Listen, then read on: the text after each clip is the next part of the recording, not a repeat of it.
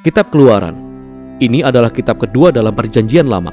Kitab ini mengambil alur cerita dari kitab sebelumnya, yaitu Kejadian, yang berakhir dengan kisah cucu Abraham yakni Yakub, yang memimpin keluarga besarnya yang berjumlah 70 orang ke Mesir. Anak ke-11 Yakub yang bernama Yusuf telah diangkat sebagai pucuk pimpinan tertinggi kedua di Mesir. Dia telah menyelamatkan seluruh keluarganya dari bencana kelaparan. Fir'aun, Raja Mesir, memberi tawaran kepada keluarga Yusuf untuk tinggal di Mesir sebagai tempat untuk mengungsi. Akhirnya, Yakub meninggal di Mesir, demikian juga dengan Yusuf dan saudara-saudaranya. Kira-kira setelah 400 tahun berlalu, kisah Keluaran dimulai. Nama Keluaran merujuk kepada peristiwa yang terjadi pada paruh pertama kitab ini, yaitu keluarnya bangsa Israel dari Mesir. Kitab ini juga memiliki babak kedua yang berlangsung di kaki Gunung Sinai.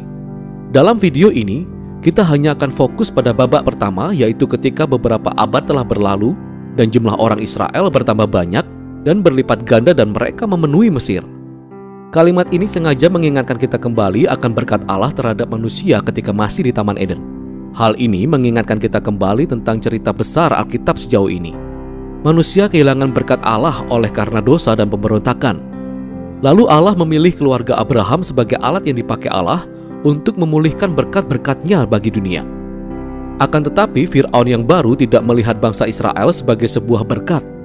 Dia justru berpikir bahwa kelompok imigran Israel yang terus berkembang ini merupakan sebuah ancaman baginya.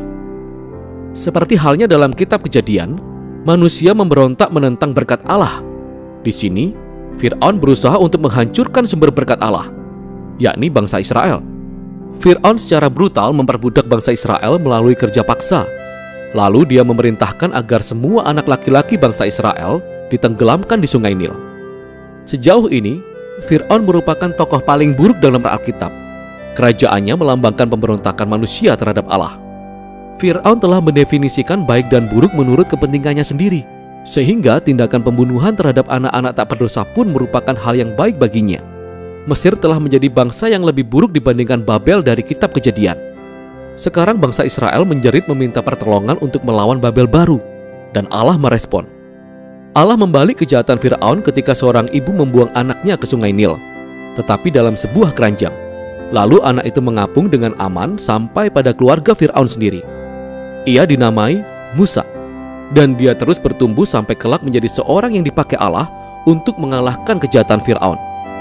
Dalam sebuah kisah yang sangat terkenal tentang semak yang terbakar, Allah menampakkan diri kepada Musa dan mengutusnya untuk pergi menghadap Fir'aun dan memintanya untuk membebaskan bangsa Israel.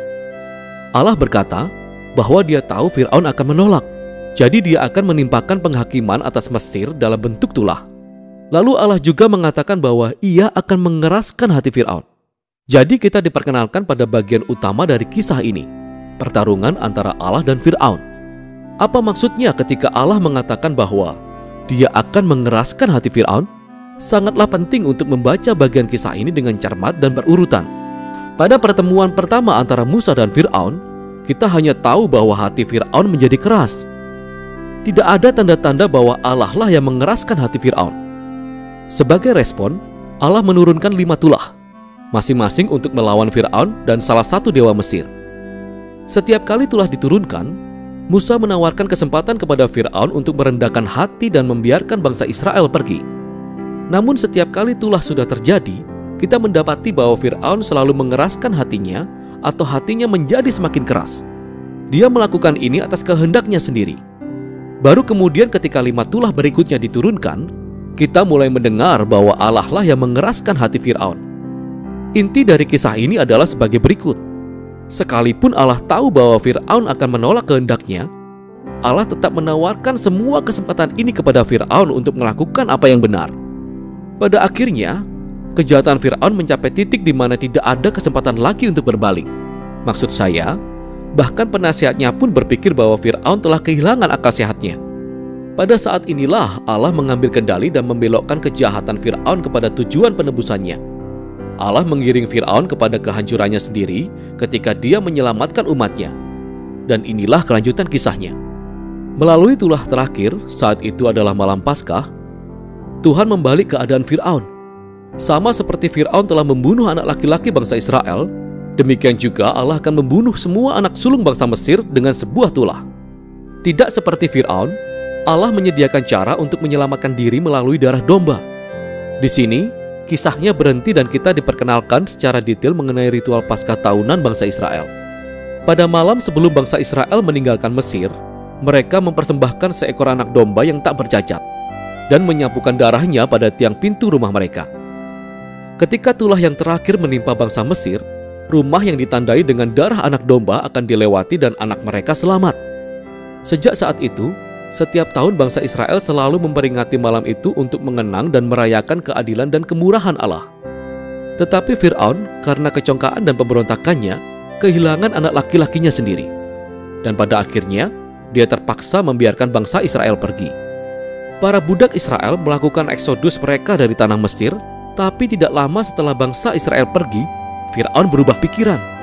Dia mengumpulkan pasukannya dan mengejar bangsa Israel untuk sebuah pertarungan final. Ketika bangsa Israel sudah menyeberangi lautan dengan aman, Fir'aun justru sedang menuju kepada kehancurannya. Kisah Eksodus diakhiri dengan lagu pujian pertama dalam Alkitab. Pujian itu berjudul Nyanyian Musa dan Israel. Baris terakhirnya menyatakan bahwa Tuhan memerintah sebagai raja. Lagu ini menceritakan kembali dalam bentuk syair segala sesuatu tentang kisah kerajaan Allah. Lagu ini menceritakan bagaimana Allah sedang dalam sebuah misi untuk melawan kejahatan di dalam dunia dan untuk membebaskan mereka yang diperbudak oleh kejahatan. Allah akan membawa umatnya ke tanah perjanjian di mana kehadiran ilahinya akan hidup di antara mereka. Kisah ini memberi gambaran tentang bagaimana jadinya jika Allah menjadi raja atas umatnya.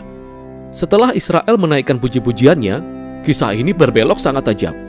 Bangsa Israel berjalan melewati padang gurun dalam perjalanan mereka ke Gunung Sinai. Mereka lapar, mereka haus, dan mereka mulai mengkritik Musa dan Allah karena telah menyelamatkan mereka. Mereka berkata bahwa mereka merindukan hari-hari baik mereka ketika ada di Mesir. Itu gila.